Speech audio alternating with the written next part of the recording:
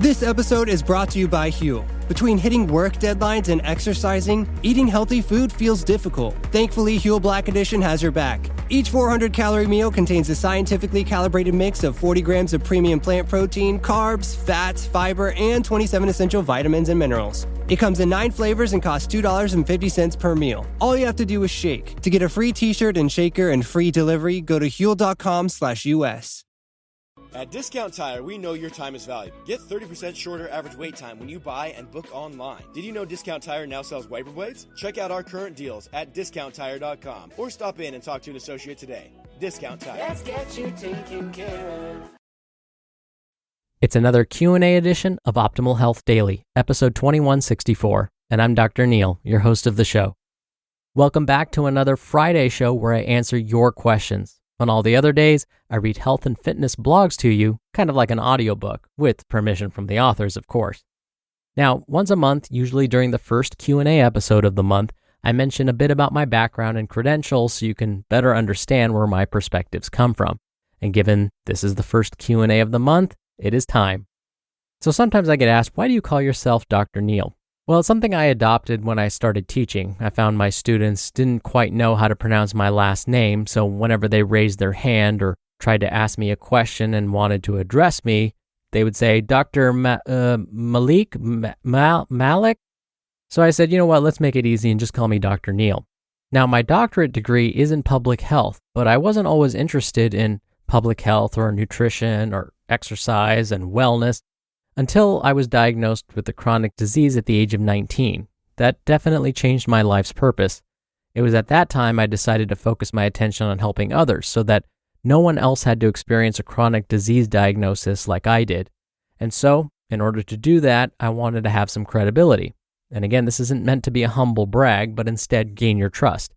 I did receive both my master's and doctoral degrees in public health, and to make sure I covered all of my bases, I also became a registered dietitian nutritionist, a certified health education specialist, and a certified exercise physiologist through the American College of Sports Medicine.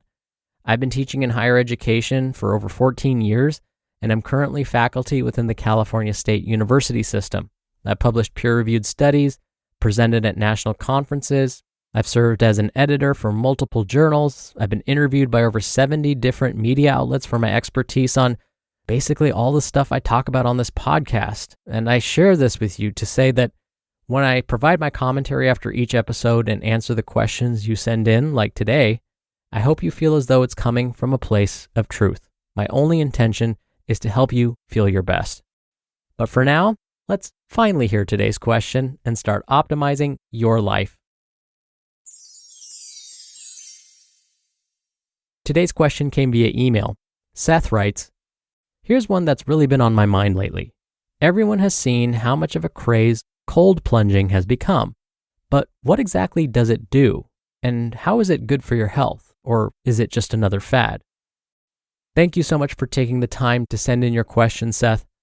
I still remember the first time I tried a cold water plunge.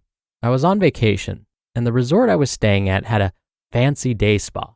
The men's locker room had all of the usual stuff you might expect from a fancy day spa. Lockers, of course, a sauna, fancy bathrobes and matching slippers, and even a jacuzzi. Next to the jacuzzi was something I had never seen before. It was in the shape of a jacuzzi, but the water inside wasn't moving. There were no jets. In fact, the surface of the water was so still it looked like glass. But it had a rail and steps leading into the water just like a jacuzzi. I had to know what it was.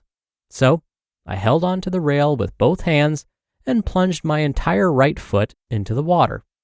Let's just say I probably should have just dipped my big toe in first.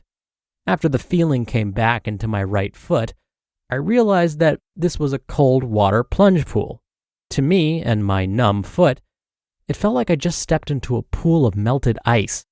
Now, you might think that this would have made me turn and run from this pool of pain. Oh, how little you know me. I had to face this challenge. I was determined to submerge my whole body in this thing. I had heard about the possible benefits of cold water plunges and had to see what it felt like. So I put my right foot back in and let it rest on the top step below the water surface. It didn't feel as cold as before. It wasn't so bad. It took me about a full 5 minutes of deep breathing and inching myself deeper and deeper into the water, but I eventually got my whole body submerged. I submerged my entire body for about 3 seconds before I quickly jumped out. I still remember how every inch of my skin felt after I got out of the water. I felt like I was being repeatedly jabbed with very tiny pins on every inch of skin. But as that feeling started to wear off, I felt a sense of ease and calm. I thought to myself, I could see why people choose to put themselves through this. But I had to know whether anyone actually studied whether what I just put my body through had any actual health benefits. So I did some research. Sadly, there are very few published studies on the health effects of cold water plunging. I usually like to quote published studies when I answer questions for these Q&A episodes. But once in a while, like when there's not a lot of published studies on a topic, I have to rely on what other experts in the field have to say. And this is the case with cold water plunging. According to the American Heart Association, shocking the body with cold water could do more harm than good. They go on to explain why. Just like I experienced, when the body is exposed to cold water, it goes into a cold shock response. This response leads to increased breathing rate, increased heart rate, and increased blood pressure. So basically, all of this to say, the heart has to work harder. This isn't great for people with pre-existing heart or blood pressure conditions. Plus, there are those with circulation problems, like those with diabetes, who may not want to experience these effects. So why would a cold water plunge be a thing? Well, some claim that it helps prevent aging, boosts the immune system, and can help the body recover from a particularly tough workout. We don't know if it helps prevent aging, but there are some studies to show it may help decrease muscle soreness. The problem with the studies looking at muscle soreness is that they compared people who spent 10 minutes in a cold water bath to those that used no form of cold therapy at all. That means we don't know whether simply putting ice on the sore area would have helped just as much. When it comes to cold water plunging and the immune system, we simply don't know here either. There was one study that found a not so great effect of cold water plunging. The body, in response to cold water plunging, increased the production of harmful compounds called free radicals.